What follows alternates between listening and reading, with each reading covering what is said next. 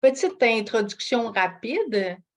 Donc, je suis une personne j'aime bien faire les présentations en vrai pour que vous me voyez, pour que vous compreniez que j'ai une passion, oui, pour le tourisme, mais j'ai aussi une réalité académique, donc d'avoir une maîtrise en gestion, planification du tourisme.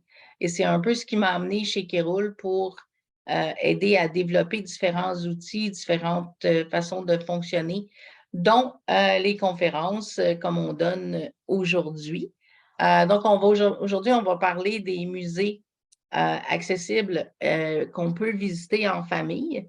Déjà, vous voyez sur la première page, là, il y a différentes réalité. Donc, autant on va dans les œuvres d'art, on va dans les versions interactives, etc. Donc, on va essayer de vous intéresser à visiter les musées et à en profiter à plein. Juste un petit instant, ma diapo ne veut pas changer. Et voilà. Donc, en gros, je vais vous faire un petit résumé de ce qui est Kéroul, qu'est-ce que Kéroul fait dans la vie. Nos musées coup de cœur, on aurait pu en mettre beaucoup plus, mais comme on a 45 minutes, il a fallu se limiter. Ce qu'on a surtout essayé de faire aussi, c'est d'être varié et de représenter l'ensemble des régions. Et on va terminer avec quelques ressources qui peuvent vous aider dans votre planification pour vous déplacer ou pour visiter des musées.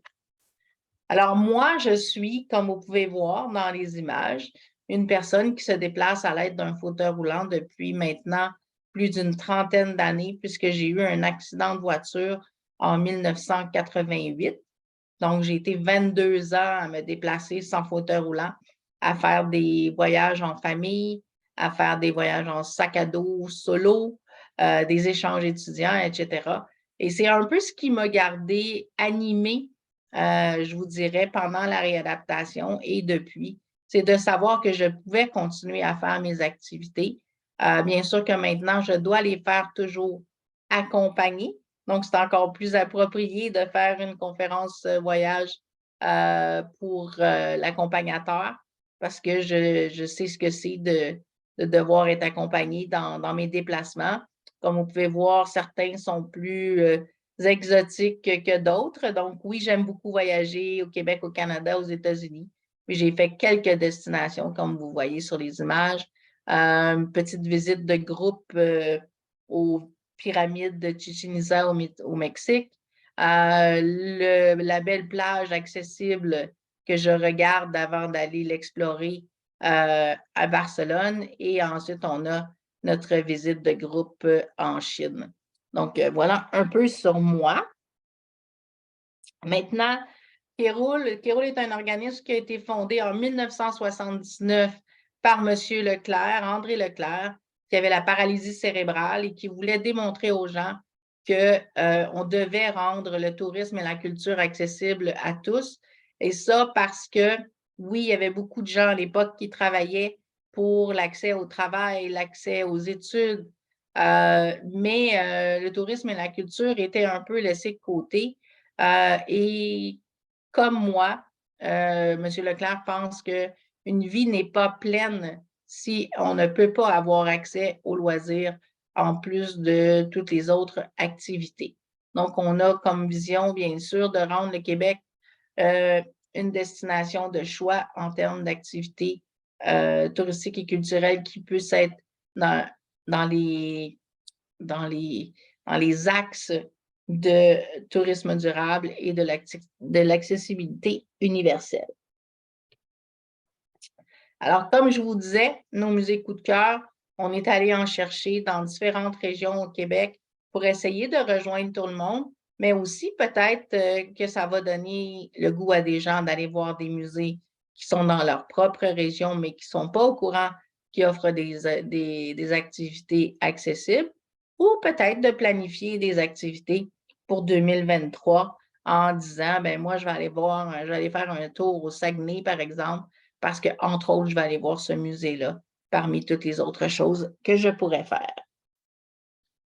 Alors, le premier musée dont on va vous parler, C'est le musée minéralogique à Malartic, qui est en Abitibi-Témiscamingue. C'est un musée qui va présenter une exposition permanente qui va pour faire connaître un peu, améliorer les connaissances qu'on pourrait avoir en géologie au travers des mines de l'Abitibi. Donc, c'est un monde qu'on entend parler, mais qu'on connaît peut-être un peu moins. Ce qui est intéressant pour le musée, c'est qu'il y a beaucoup d'activités interactives. Comme vous pouvez voir sur l'image, les gens peuvent à la fois aller fouiller dans recevoir de l'information sur des tablettes, aller observer différentes activités, donc différents minéraux, qu'est-ce qu'on fait avec ces minéraux qu'on va chercher dans les mines, comment on les transforme, à quoi ça sert. Donc, mieux comprendre, si on veut, l'ensemble de ce que la Terre a à nous offrir.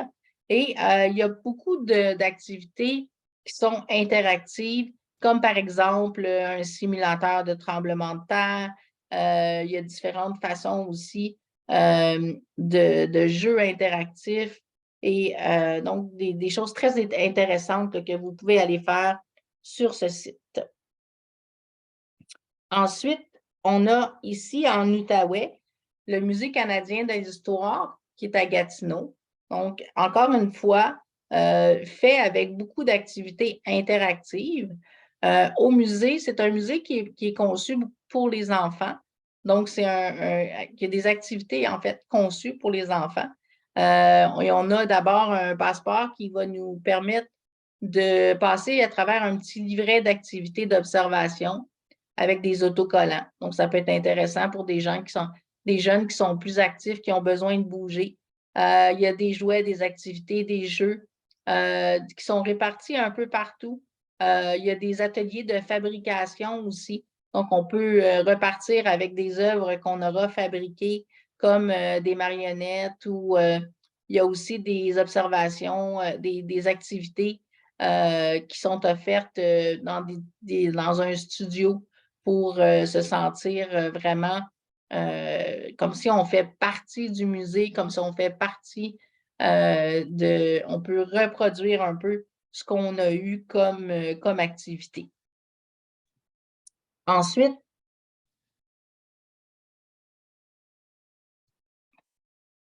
dans la région de Lanaudière, il y a le musée Gilles Villeneuve à Berthierville. Le musée Gilles Villeneuve, oui, il se nomme Gilles Villeneuve, mais on y trouve beaucoup plus d'informations que simplement sur M. Gilles Villeneuve, mais bien sur la famille. La plupart d'entre nous savons que il y a eu bien sûr Jacques l'oncle et Jacques le fils qui ont eu des carrières dans différentes formes de voitures comme la Formule Ford, la Formule Atlantique, la Formule 1, etc.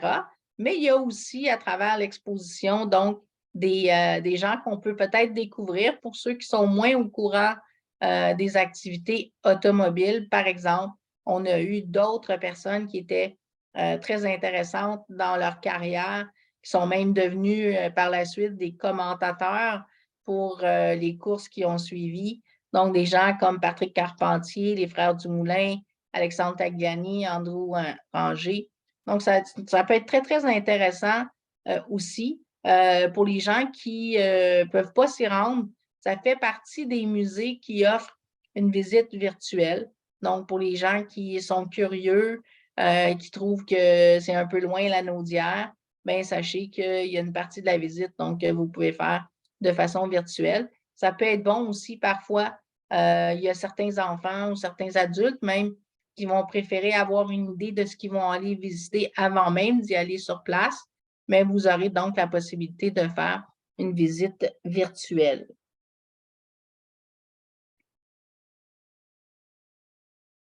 Au niveau des activités que vous pouvez faire à Laval, il y a d'abord le Centre d'interprétation de l'eau. Donc, c'est un musée qui nous permet de comprendre, en fait, on dit le chemin de l'eau de la rivière à la rivière. Donc, c'est une exposition qui est permanente et ça nous permet de comprendre euh, comment, comment on parcourt qu'est-ce qui se passe? Comment l'eau passe d'un endroit à l'autre?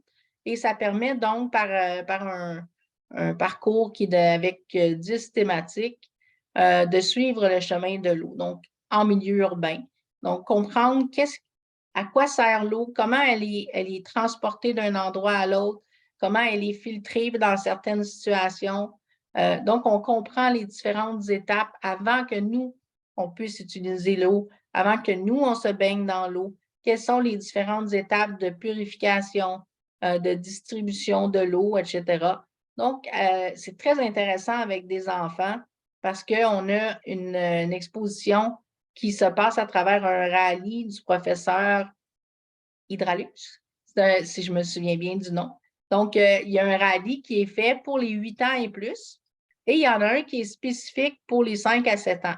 Donc, si on a des enfants plus jeunes ou un peu plus âgés, ou si on a des enfants dans les deux tranches d'âge, il y a quand même des choses intéressantes à faire, là, peu importe l'âge de l'enfant qui va se présenter. Donc, ça peut être très, très intéressant là, en termes d'interactivité. J'essaie de vous en dire le plus possible, le plus rapidement possible. Fait que j'espère que je ne vous étourdis pas, parce que je vais être sûre de rentrer dans mon 45 minutes. J'ai donc ce petit défi. Fait que si jamais vous trouvez que je parle trop vite, vous avez de la difficulté à me suivre, gênez-vous pas pour ouvrir votre micro et dire Isabelle, on a de la misère. Donc, toujours à Laval, une activité que moi, j'ai fait en compagnie de mon frère et que j'ai adoré, c'est iFly Montréal. Donc, c'est une possibilité de, de se faire souffler dans les airs. Donc, contrairement à quelqu'un qui veut sauter en parachute, là, il faut monter dans les airs avec l'avion, il faut donc avoir un peu moins peur de l'air, d'être dans les airs.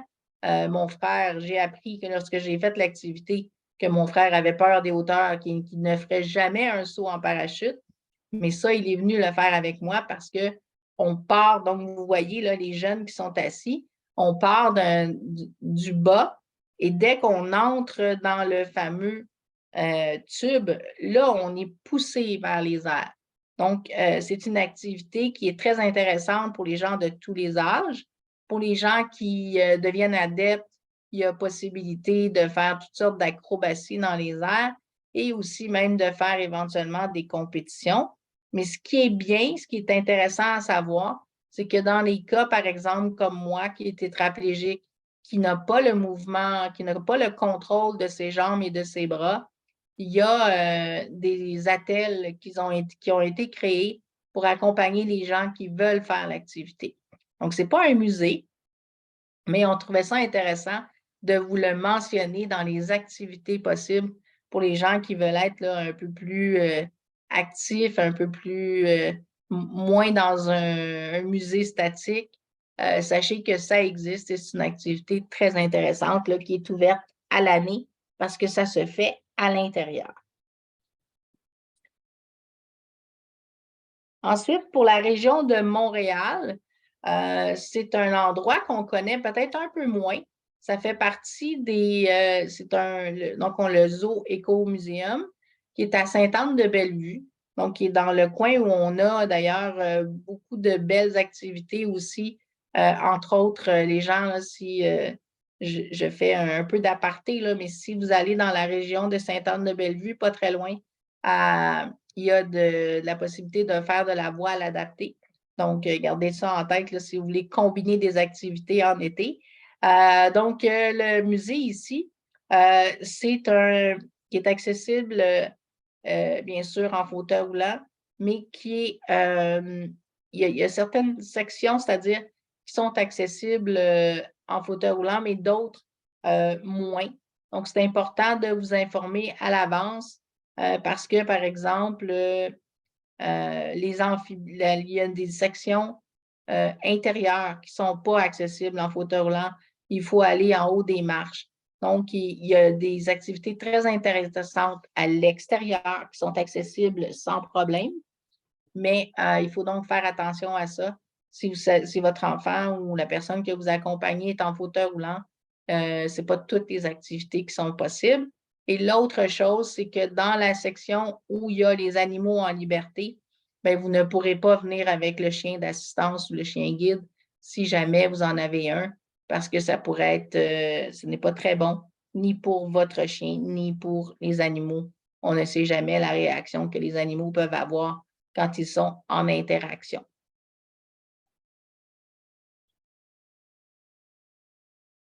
Autre activité pour la région de Montréal, le Centre des sciences, un autre endroit où c'est vraiment multi-âge, multi-activités.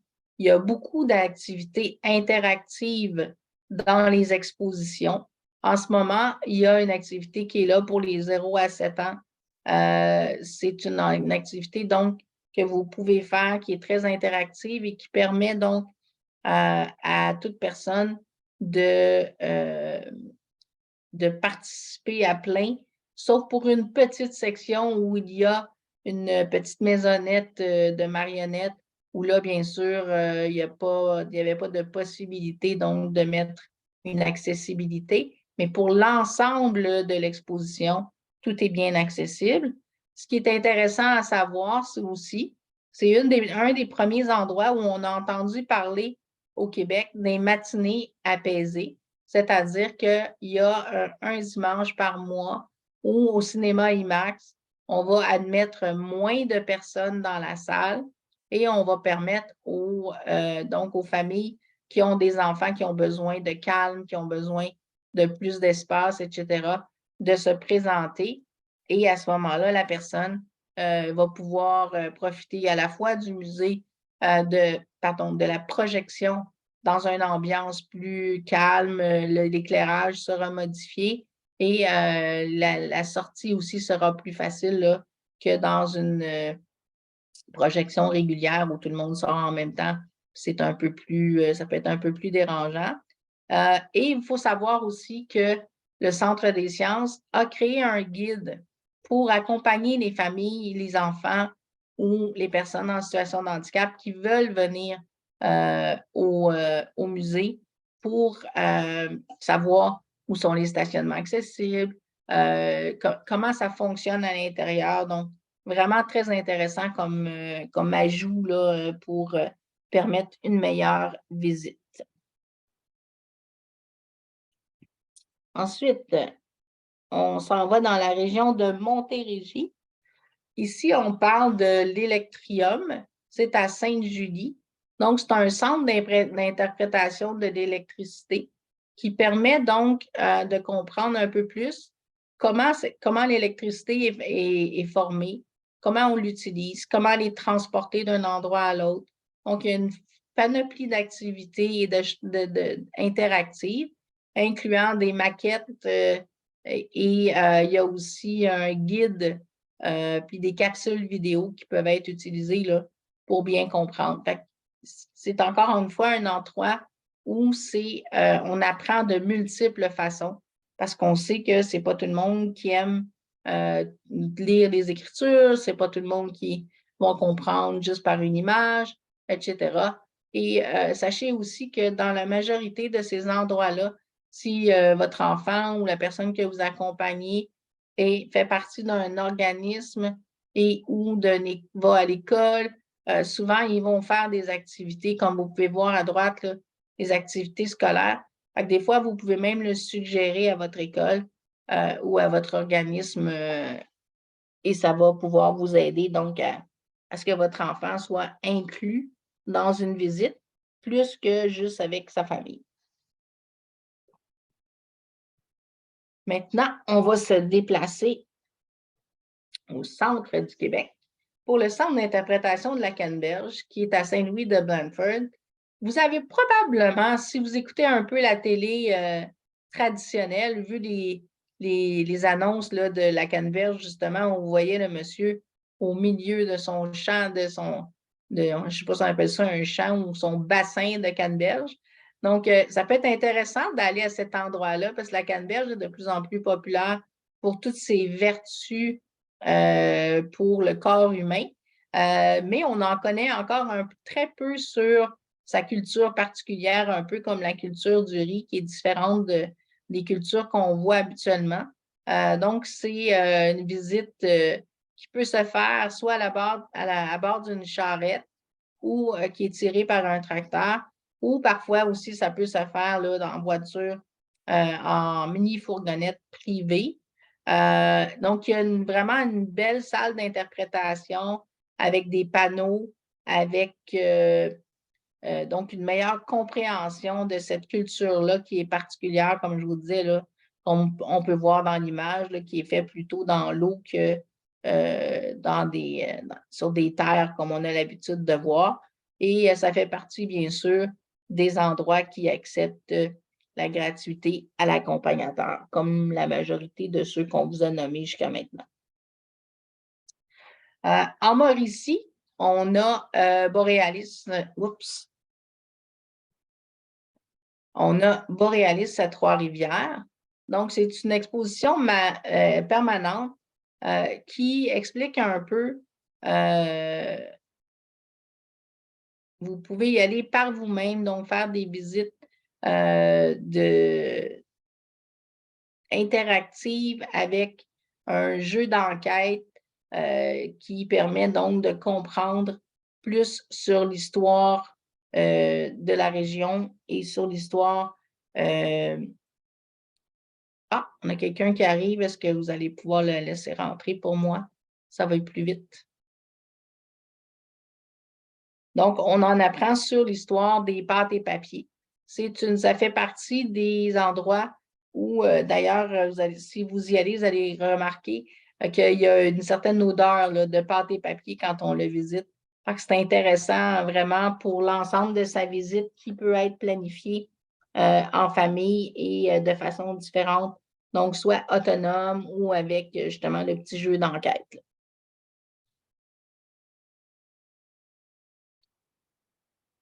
Au Saguenay-Lac-Saint-Jean, que je vous parlais tantôt, donc, il y a le parc de la caverne du Trou de la Fée. Donc, ici, on peut découvrir de différentes façons. Il y a une caverne, justement, dans laquelle on peut aller. Malheureusement, si on est en fauteuil roulant, ce n'est pas possible parce que c'est vraiment étroit comme endroit. Ce serait impossible à modifier.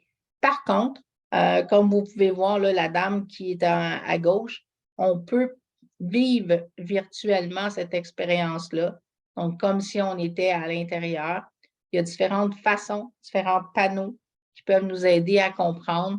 Donc, c'est un autre endroit où il y a beaucoup d'interactivités. Il y a des activités intérieures, des activités extérieures. Donc, vous avez vraiment beaucoup de choses que vous pouvez découvrir dans un même endroit. Je vous dirais que de prévoir au minimum une demi-journée, c'est pas trop pour aller à cet endroit qui est vraiment très interactif.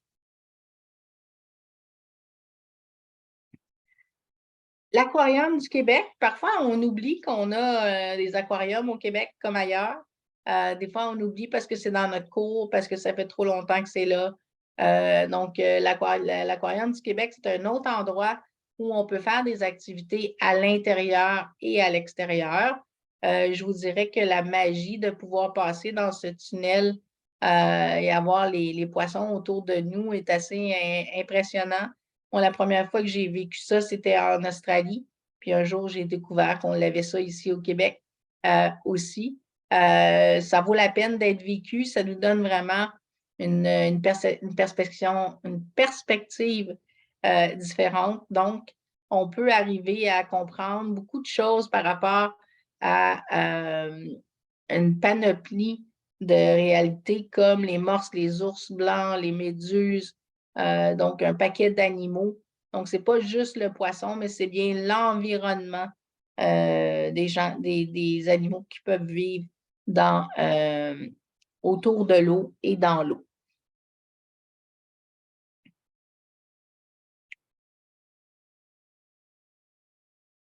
On a ici aussi, en changeant de région, mais pas très loin de Québec, la région de Chaudière-Appalaches, donc le musée minéralogique et minier de Thetford Mines. Encore une fois, la possibilité d'aller dans les mines, de découvrir qu'est-ce qu'on va chercher dans les mines spécifiques à Thetford Mines, comment on transforme ça, comment on transforme ce qu'on va chercher dans les mines pour que ça devienne utile.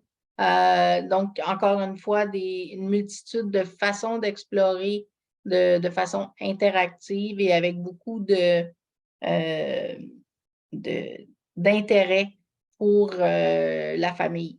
Donc, dans tout ce que je vous ai dit jusqu'à maintenant, incluant ici, n'oubliez pas que c'est toujours pensé pas juste pour les adultes, pas juste pour les enfants, mais bien pour la famille au complet. Un peu comme quand on va à Disney puis qu'on pense que c'est juste pour les enfants, mais que finalement, on y trouve un peu d'activité pour tout le monde, dépendant des goûts, que ce soit plus scientifique, plus ludique ou autre. Donc, maintenant, on change de région, Bas-Saint-Laurent, le site historique maritime Pointe-au-Père à Rimouski. Déjà, la région de Rimouski en soi nous donne beaucoup d'informations, beaucoup d'activités touristiques intéressantes. Mon frère, cet été, a visité le site historique, justement, maritime Pointe-au-Père. Il a adoré, il a visité avec ses enfants de 10 et 12 ans. Donc, c'est l'ancien bâtiment de la station du phare et le musée Empress de Ireland. L'Empress de Ireland étant donc ce naufrage qui a eu lieu là, tout près des berges de Rimouski. Donc, on peut visiter à la fois le sous-marin et comprendre donc toute cette histoire derrière cette tragédie, mais aussi sur tout ce qui est nautique dans la région.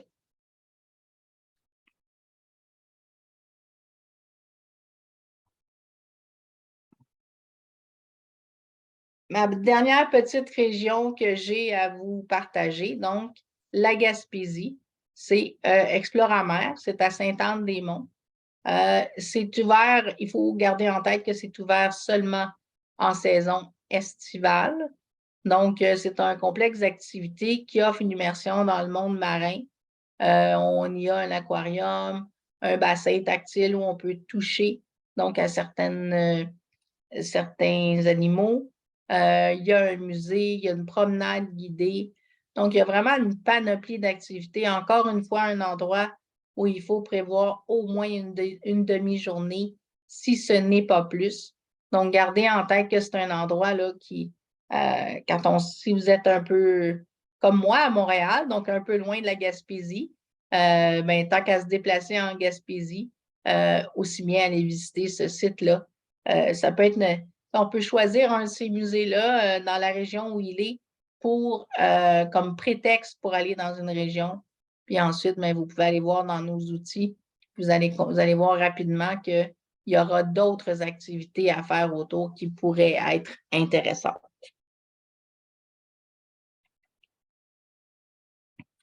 Donc, pour votre information, on voulait vous donner quelques outils qui peuvent vous aider dans votre planification de sortie muséale.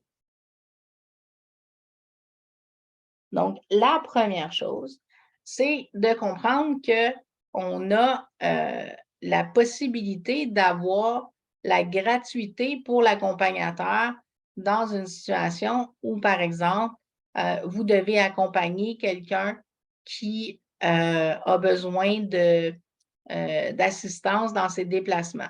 Donc, à chaque fois, malheureusement pour l'instant, à chaque fois, il faut remplir un formulaire particulier pour chaque service qu'on veut utiliser. On travaille très fort pour qu'un jour, il y ait une carte reconnue, peu importe que ce soit en transport, en culture, en tourisme, mais pour l'instant, chaque entité a sa propre carte. L'avantage, par contre, pour l'accompagnement en loisir, donc la carte à l'accompagnement loisir, la CAL, cette carte-là, qui est fournie par le Conseil québécois de loisirs, cette carte-là, donc la CAL, elle va accepter l'autre carte, la Accès 2, si vous l'avez déjà, comme preuve que vous avez vous-même une situation de handicap et que vous avez besoin d'un accompagnateur. Alors, il faut comprendre que la gratuité à l'accompagnateur, elle est là pour quelqu'un qui a besoin d'aide dans ses déplacements. Si on est une personne qui est complètement autonome et qui a des limitations fonctionnelles, le médecin ne pourra pas cocher comme quoi on a besoin d'un accompagnateur. Mais si on a besoin d'un accompagnateur dans ses déplacements, donc pour les musées, les parcs thématiques, donc toutes les activités touristiques et culturelles qui veulent en faire partie, c'est bon pour dans toutes les régions du Québec. Donc, il faut tout simplement, avant d'y aller, ou le jour où vous y allez, ou quand vous allez payer votre entrée, demander, est-ce que vous acceptez la carte à l'accompagnement? Et là, on va pouvoir vous donner la gratuité. La carte Accès 2, elle est bonne pour les sorties au cinéma. Donc, et dans quelques endroits aussi au Canada pour d'autres activités. Donc, on peut la présenter dans ce cas-là. Et pour vos déplacements, donc si vous avez à prendre un autocar d'aller Montréal à Québec, Montréal à Sherbrooke ou peu importe, il y a la possibilité d'avoir la gratuité à l'accompagnateur aussi. Et dans ce cas-là, c'est encore une fois un formulaire. Donc, moi, je vous conseillerais fortement, si vous savez que vous avez besoin soit d'être accompagné ou d'accompagner une personne, de dire donc à la personne qui a besoin d'être accompagnée d'apporter tous les formulaires d'un coup chez le médecin. Comme ça, on ne court pas après le médecin à chaque fois qu'on veut faire une sortie. Puis comme ça, bien, si un jour vous voulez aller au musée, au cinéma ou prendre l'autocar, tout sera déjà rempli. Et sachez que pour les déplacements au Québec et au Canada, c'est bon aussi avec Via Rail pour avoir l'accompagnateur gratuit. Donc, ça peut peut-être influencer vos sorties. L'autre information qui peut vous être très pertinente, le site web de Kéroul. Donc, on peut, en allant sur le site web de Kéroul, comme vous pouvez le voir, faire des recherches en fonction de ses besoins. Donc, la première section à gauche, vous pouvez dire, moi, je cherche un musée, je cherche un hébergement, parce que vous savez à quel musée vous voulez aller, mais vous savez que vous allez avoir à trouver un hébergement dans le même coin. Donc, peu importe ce que vous cherchez, vous le rentrez à gauche. Vous pouvez rentrer général, donc un hébergement qui va vous sortir tous les hébergements disponibles.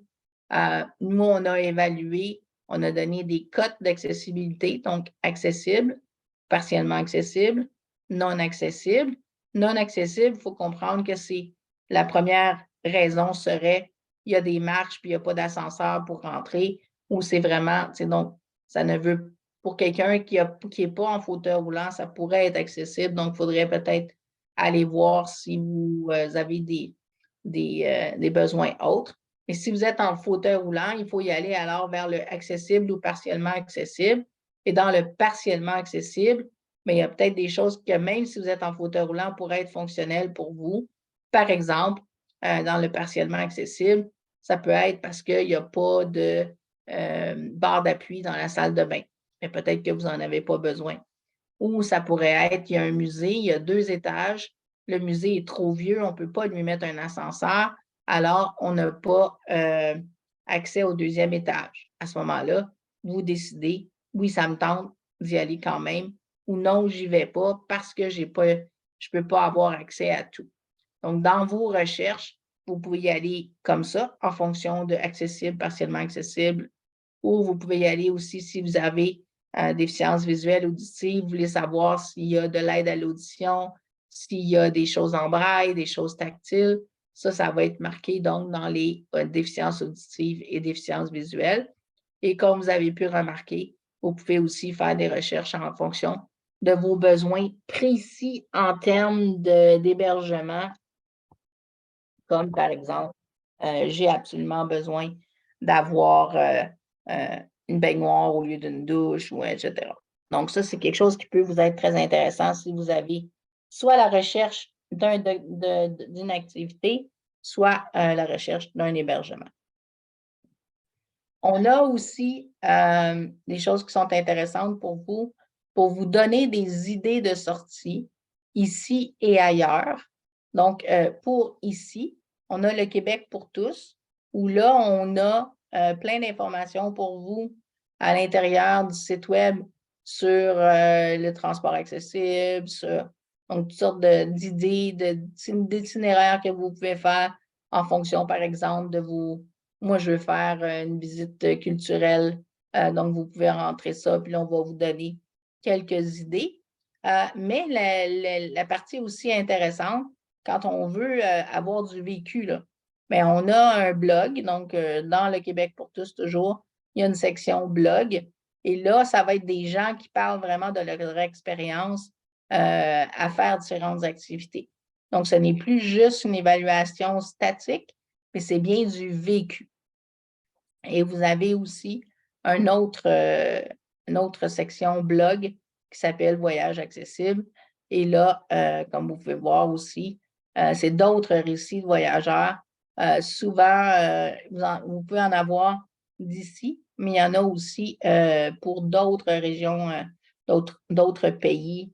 Donc, ça peut vous donner différentes idées là, pour vous déplacer et pour avoir des idées d'activités à faire. Donc, comme je vous disais, là, le site Le Québec pour tous, là, vous voyez ici, on vous dit, par exemple, dans le Bas-Saint-Laurent, quand on voit là, les petits ronds qui apparaissent de différentes couleurs, bien, quand vous allez voir la légende, bien, ça va vous dire c'est le rouge, c'est pour, je me souviens même plus c'est quoi, là, mais je sais que le jaune, c'est les hébergements. Donc, chaque vous pouvez voir qu'est-ce que vous pouvez faire dans les régions. Et comme vous pouvez voir en haut, là, je vous parlais, vous pouvez y aller par type d'activité, par région, choisir des itinéraires. C'est dans la section plus que vous allez avoir de l'information sur les transports et autres qui pourraient être disponibles.